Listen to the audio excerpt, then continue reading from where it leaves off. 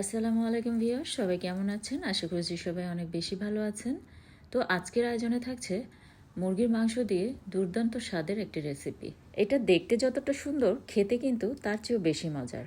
আর এটা কিন্তু বাচ্চারা ভীষণ পছন্দ করে। চাইলে বাচ্চাদের টিফিনে ট্রাই করতে পারেন, কিংবা অতিথি আপ্যায়ন থেকে শুরু করে বিকেলের নাস্তায় কিন্তু খুব সহজেই বানিয়ে নিতে পারবেন এই মজাদার রেসিপিটি। তো রেসিপিটির নাম কি দেওয়া যেতে পারে তা কমেন্ট বক্সে অবশ্যই কমেন্ট করে জানাবেন। তো বরাবর মতো আজকের রেসিপিটা আশা করছি অনেক সহজ আর ভালো লাগবে। তো রেসিপি ভালো লাগলে ভিডিওতে একটি লাইক দেবেন আর চ্যানেলটি সাবস্ক্রাইব করে সাথেই থাকবেন।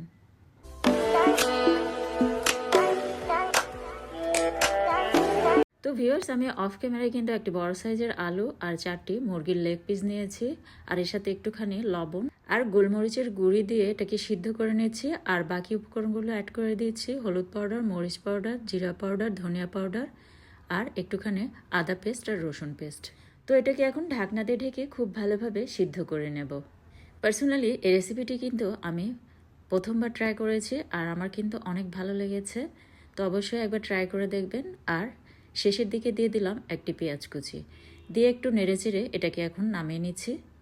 তো এটাকে নামিয়ে নিয়ে ঠান্ডা করে নিতে হবে। তারপর হাত দিয়ে মাংসগুলি হাত থেকে ছাড়িয়ে নিতে হবে, আর আলু আর মাংসটাকে খুব ভালোভাবে ম্যাশ করে নিতে হবে। তো হাত থেকে মাংসটা ছাড়িয়ে নিয়ে হাতটা কিন্তু ফেলে দেওয়া যাবে না, হাতটা রেখে দিতে হবে। আর আলু আর মাংসটাকে সুন্দরভাবে ম্যাশ করে নিতে হবে। ভিউয়ার্স, আমার ফেসবুক পেজে কিন্তু আরও বিভিন্ন ধরনের রেসিপি ভিডিও আছে, চাইলে সেগুলিও ট্রাই করতে পারেন। আর যে কোনো রেসিপি কিন্তু আমি খুব সহজভাবে উপস্থাপন করার চেষ্টা করি। তো আশা করছি আজকের রেসিপিটা আপনাদের কাছে অনেক সহজ আর ভালো লাগবে। তো ভিডিওটি দেখতে থাকুন। তো সুন্দরভাবে ম্যাশ করে নিলাম। একটি ডিম, কিছু ধনিয়া পাতা কুচি আর মরিচ কুচি অ্যাড করে দিলাম। এগুলি স্বাদ মতো আপনারা অ্যাড করে নেবেন। আর দিয়ে দিলাম ব্রেড গামস। ব্রেড গামসের পরিবর্তে আপনারা কিন্তু এখানে টোস্ট বিস্কুটের গুঁড়িটাও ইউজ করতে পারেন। তো 1 চামচ লেবুর রস অ্যাড করে দিলাম, আর 1 চামচ দিয়ে দিলাম চিনি। দিয়ে এখন হাত দিয়ে খুব ভালোভাবে মাখিয়ে নিতে হবে।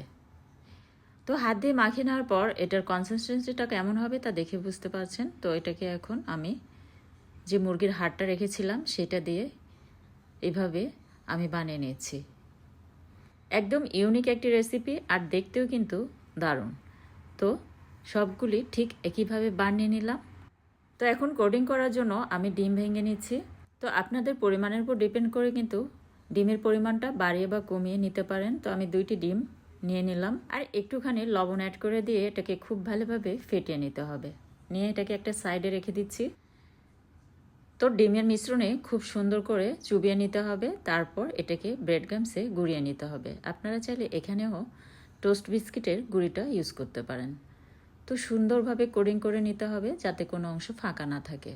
তো সবগুলি ঠিক একইভাবে কিন্তু আমি কোডিং করে নিচ্ছি।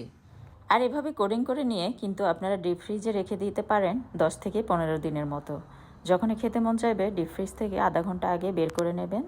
নিয়ে ফ্রাই করে নিলে কিন্তু এই মজাদার রেসিপিটি খুব সহজেই রেডি করে নিতে পারবেন।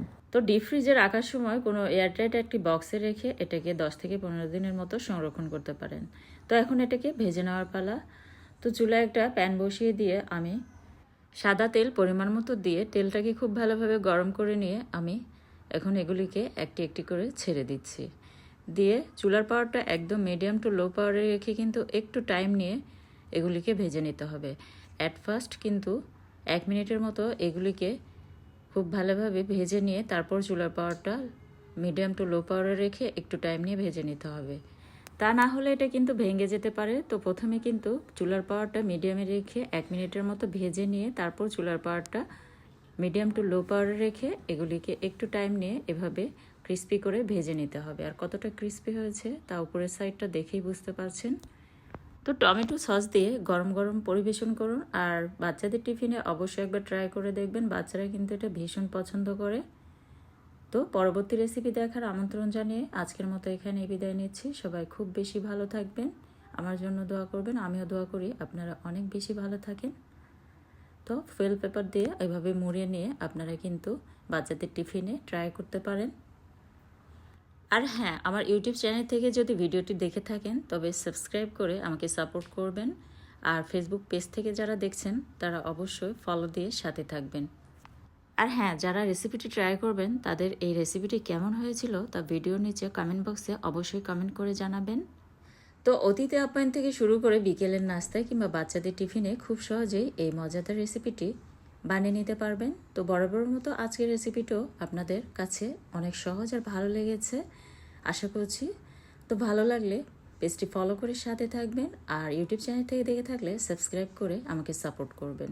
তো পরবর্তী রেসিপি দেখার আমন্ত্রণ জানিয়ে আজকের মতো এখানেই বিদায় নিচ্ছি। ধন্যবাদ সবাইকে।